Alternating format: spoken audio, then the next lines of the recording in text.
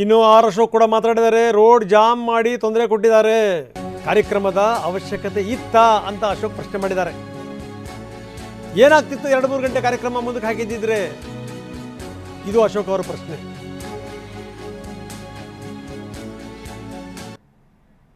ಸರ್ಕಾರ ಏನಿದೆ, ನಿನ್ನೆ ಕಾಂಗ್ರೆಸ್ ಪಾರ್ಟಿಯ ಸಭೆಯನ್ನು ಪ್ಯಾಲೇಸ್ ಗ್ರೌಂಡಲ್ಲಿ ಮಾಡಿದ್ದಾರೆ. ಅದರಿಂದ ಈ ಕಾಂಗ್ರೆಸ್ ಕಾರ್ಯಕರ್ತರುಗಳೆಲ್ಲ ಬಂದು ರೋಡ್ ಜಾಮ್ ಮಾಡಿ ನೀಟ್ ಪರೀಕ್ಷೆಗೆ ಹೋಗುವಂಥ ವಿದ್ಯಾರ್ಥಿಗಳಿಗೆ ತೊಂದರೆ ಮಾಡಿದ್ದಾರೆ. ಸ್ವತಃ ಪ್ರಧಾನಮಂತ್ರಿಯವರು ನೀಟ್ ಪರೀಕ್ಷೆ ಶುರುವಾಗುತ್ತೆ ಅನ್ನೋ ಒಂದೇ ಒಂದು ಕಾರಣಕ್ಕೆ ಅವರು ಬೇರೆ ವೆಸ್ಟ್ ಬೆಂಗಾಲಿಂದ ಬಂದು ಇಳಿದು ಏರ್ಪೋರ್ಟಲ್ಲಿ ವಿದ್ಯಾರ್ಥಿಗಳಿಗೋಸ್ಕರ ಸುಮಾರು 2-2.5 ಗಂಟೆಗಳ ಕಾಲ ಕಾದು ವಿದ್ಯಾರ್ಥಿಗಳೆಲ್ಲರೂ ಕೂಡ ಪರೀಕ್ಷೆಗೆ ಹೋದ ಮೇಲೆ ಕನ್ಫರ್ಮ್ ಮಾಡಿಕೊಂಡು ಅವರು ವಾಪಸ್ ಮನೆಗೆ ಹೋಗ್ತಾರೆ. ಈ ಜ್ಞಾನ ಈ ಕಾಂಗ್ರೆಸ್ ಪಾರ್ಟಿಯವ್ರಿಗೆ ಮಾಡಲಿಲ್ಲ. ನಿನ್ನೆ ಕಾರ್ಯಕ್ರಮವನ್ನು ಒಂದು 2 ಗಂಟೆ 3 ಗಂಟೆ ಮುಂದೆ ಹಾಕ್ಕೊಂಡಿದ್ರೆ ಏನು ಗಂಟು ಹೋಗ್ತಾ ಇತ್ತು? ಏನಾನ ಹೊಸತನ ಇದೆಯಾ? ಅಧ್ಯಕ್ಷರಾಗಿ ಘೋಷಣೆ ಆಗಿದ್ದಾರೆ. ಅವರು 2 ಅವರ್ ಬಿಟ್ಟು ಮಾಡಿದ್ರು ಅದೇ ಅಧ್ಯಕ್ಷರೇ, ಮುಂಚೆ ಮಾಡಿದ್ರು ಅದೇ ಅಧ್ಯಕ್ಷರೇ. ಅದನ್ನು ಬಿಟ್ಟು ಪ್ರಧಾನಮಂತ್ರಿಗಳು ವಿದ್ಯಾರ್ಥಿಗಳ ಬಗ್ಗೆ ತೋರಿದಂಥ ಕಾಳಜಿ, ಈ ವೇದಿಕೆ ಮೇಲೆ ಇದ್ದಂಥ ನಾಯಕರು, ಅದು ವೇದಿಕೆ ಅಂತೂ ಆ ಖರ್ಗೆ ಅವ್ರನ್ನ ಮಾತಾಡೋಕ್ಕೆ ಬಿಟ್ಟಿಲ್ಲ. ಎಲ್ಲ ಡಿ ಕೆ ಅಂತ ಕೂಗಿ ಖರ್ಗೆಗೆ ಅವಮಾನ ಮಾಡಾಕ್ಬಿಟ್ರು. ಇದು ಅವಶ್ಯಕತೆ ಇತ್ತ? ಈ ವಿದ್ಯಾರ್ಥಿಗಳ ಭವಿಷ್ಯ ಹಾಳು ಮಾಡುವಂಥ ಈ ಕಾಂಗ್ರೆಸ್ ಪಾರ್ಟಿ ಜ್ಞಾನ ಬೇಕಾಯಿತು, ಕಾಮನ್ ಸೆನ್ಸ್ ಬೇಕಾಯಿತು. ಇವತ್ತು ಇನ್ನು ಬಿಜೆಪಿ ಸಂಸದ ತೇಜಸ್ವಿ ಸೂರ್ಯ ಕಾಂಗ್ರೆಸ್ ವಿರುದ್ಧ ವಾಗ್ದಾಳಿ ನಡೆಸಿದ್ದಾರೆ. ನೀಟ್ ಪರೀಕ್ಷೆ ಅಂತ ಗೊತ್ತಿರಲಿಲ್ವಾ? ಗೊತ್ತಿದ್ದು ಕೂಡ ಕಾರ್ಯಕ್ರಮ ಯಾಕೆ ಮಾಡಿದ್ರಿ? ಇದರಿಂದ ವಿದ್ಯಾರ್ಥಿಗಳಿಗೆ ಅದೆಷ್ಟು ತೊಂದರೆ ಆಗಿದೆ ಅಂತ ನಿಮಗೆ ಗೊತ್ತಿಲ್ವಾ ಅನ್ನುವಂಥದ್ದವ್ರ ಪ್ರಶ್ನೆ. ಇನ್ನು ಇದಕ್ಕೆ ಸಂಬಂಧಪಟ್ಟಂಗೆ ಪ್ರಿಯಾಂಕ್ ಖರ್ಗೆ ವಾಪಸ್ ಹೇಳಿದ್ದಾರೆ, ಬಿ ಜೆ ಪಿ ನಾಯಕರಿಂದ ನಾವು ಪಾಠ ಕಲಿಯೋ ಅಗತ್ಯ ಇಲ್ಲ ಅಂದಿದ್ದಾರೆ. ಖರ್ಗೆ ಇದೆಲ್ಲದರ ಜೊತೆಗೆ ವಿದ್ಯಾರ್ಥಿಗಳು ತಪ್ಪಿಸೋಕೆ ಅವ್ರದ್ದೇ ಆದಂಥ ಕಾರಣಗಳಿವೆ ಅಂತ ಕೂಡ ಖರ್ಗೆ ಹೇಳಿದ್ದಾರೆ. ನಿನ್ನೆ ಇಡೀ ದೇಶಕ್ಕೆ ಗೊತ್ತಿತ್ತು ನಿನ್ನೆ ನೀಟ್ ಪರೀಕ್ಷೆ ನಡೀತಾ ಇದೆ ಅಂತ.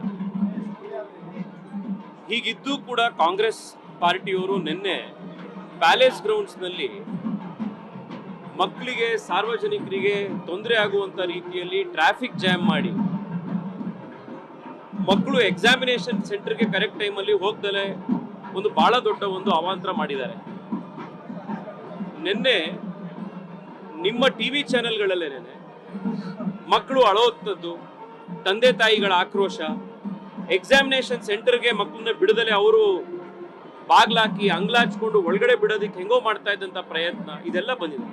ಒಂದು ಮಗು ಒಂದು ಪರೀಕ್ಷೆಗೆ ಸಾಕಷ್ಟು ತಯಾರಿ ಮಾಡಿಕೊಂಡು ಎಕ್ಸಾಮಿನೇಷನ್ ಸೆಂಟರ್ಗೆ ಹೋಗುವಂಥ ಟೈಮ್ನಲ್ಲಿ, ಅದರಲ್ಲೂ ಈ ಸತಿ ಮರುಪರೀಕ್ಷೆ, ಇನ್ನೊಂದು ಸ್ಟ್ರೆಸ್ಸು, ಇದೆಲ್ಲ ಇರುವಂಥ ಟೈಮ್ನಲ್ಲಿ ಕಾಂಗ್ರೆಸ್ನವರು ಕನಿಷ್ಠ ಮಕ್ಕಳು ಹೋಗುವಂಥ ದಿವಸನಾದರೂ ನಾವು ನಮ್ಮ ರಾಜಕೀಯನ ಒಂದು ದಿವಸ ಬದಿಗಿಡ್ತೀವಿ. ನಿನ್ನೆ ಅಧಿಕಾರ ತಗೊಳ್ದಲೆ ಬಿ ಕೆ ಹರಿಪ್ರಸಾದ್ ಅವರು ಇವತ್ತು ತಗೊಂಡಿದ್ದಿದ್ರೆ ಏನು ಭೂಮಿ ಬಾಯಿ ಬಿಡ್ತಿರ್ಲಿಲ್ಲ, ಏನೂ ಆಗ್ತಿರ್ಲಿಲ್ಲ. ಒಂದೇ ಒಂದು ದಿವಸ ಅವ್ರು ಅಕಾಮಡೇಟ್ ಮಾಡಿದಿದ್ರೆ ಮಕ್ಕಳಿಗೆ ಕೊಟ್ಟಂತ ಈ ಸ್ಟ್ರೆಸ್ ಬಹಳ ದೊಡ್ಡ ಮಟ್ಟದಲ್ಲಿ ಕಡಿಮೆ ಆಗಿರ್ತಿತ್ತು. ಊರಲ್ಲೆಲ್ಲ ರಾಹುಲ್ ಗಾಂಧಿ ಅವರು ಭಾಷಣ ಮಾಡಿ ಮಕ್ಕಳು ಪರವಾಗಿ ನಾವಿದ್ದೀವಿ ಅಂತ ಕೋಟಾಗಿ ಹೋಗಿ ಅಲ್ಲೊಂದು ದೊಡ್ಡ ಡ್ರಾಮಾ ಮಾಡಿ ಅವ್ರ ಅಧಿಕಾರದಲ್ಲಿರುವಂಥ ರಾಜ್ಯದಲ್ಲೇನೆ ಮಕ್ಕಳು ಎಕ್ಸಾಮ್ ಬರೆಯಕ್ಕೆ ಹೋದಾಗ ಅವ್ರಿಗೆ ಸರಿಯಾಗಿರುವಂಥ ಒಂದು ವ್ಯವಸ್ಥೆ ಕಲ್ಪಿಸಲಿಲ್ಲ ಅಂತಂದ್ರೆ ಕಾಂಗ್ರೆಸ್ ಪಾರ್ಟಿ ಯಾವ ರೀತಿ ಢೋಂಗಿ ರಾಜಕಾರಣ ಮಾಡ್ತದೆ ಮಕ್ಕಳನ್ನ ಎದುರುಗಡೆ ಇಟ್ಕೊಂಡು ಅನ್ನೋದಕ್ಕಿರುವಂಥ ದೊಡ್ಡ ಉದಾಹರಣೆ ಇದು. ಬಿಜೆಪಿ ಅವರ ಹತ್ರ ಏನು ಪಾಠ ಕಲಿಯೋದಿಲ್ಲ. ಅವರು ನಿಜವಾಗ್ಲೂ ವಿದ್ಯಾರ್ಥಿಗಳ ಪರವಾಗಿದ್ದರೆ ಫಸ್ಟು ಕ್ಷಮೆ ಕೇಳಲಿ. 22 ಲಕ್ಷ ಜನರಿಗೆ ಮೋಸ ಮಾಡಿದ್ರಲ್ಲ, ಕಳೆದ 10 ವರ್ಷದಲ್ಲಿ 90 ಪೇಪರ್ ಲೀಕ್ ಆಗಿದೆ. ಸುಮಾರು ಅಪ್ರಾಕ್ಸಿಮೇಟ್ಲಿ 90 ಪೇಪರ್ ಲೀಕ್ಸ್.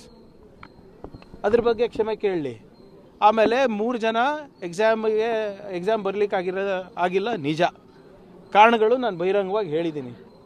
ಒಬ್ಬರು ಮಾಗಡಿಯಿಂದ ಬರ್ತಾಯಿದ್ರು, ಮಾಗಡಿನಲ್ಲಿತ್ತ ನಮ್ಮದು ಇದರಲ್ಲಿ ನಮ್ಮ ಕಾಂಗ್ರೆಸ್ ರ್ಯಾಲಿ.